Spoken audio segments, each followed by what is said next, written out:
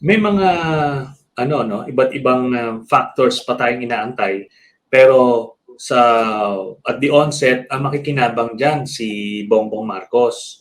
Mhm. Pero kung ultimately itong grupo nila Bongo ay sumanib sa puwersa ni Isko Moreno, na yan yung naririnig namin ngayon, ano yan, kumbaga hindi pa natin malalaman kung ano magiging impact nun.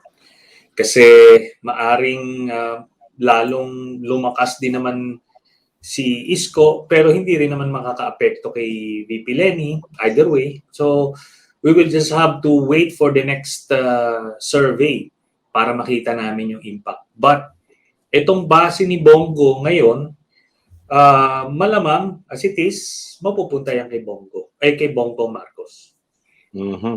May sinasabi po, Senator, na secret candidate talaga si Mayor Isko ng Pangulo. Kayo ba naniniwala dito? Depende yan. Kung openly, eventually, maglilipatan doon sila at i-endorse ni Duterte yon. So, kumbaga, magiging ano naman yan eh.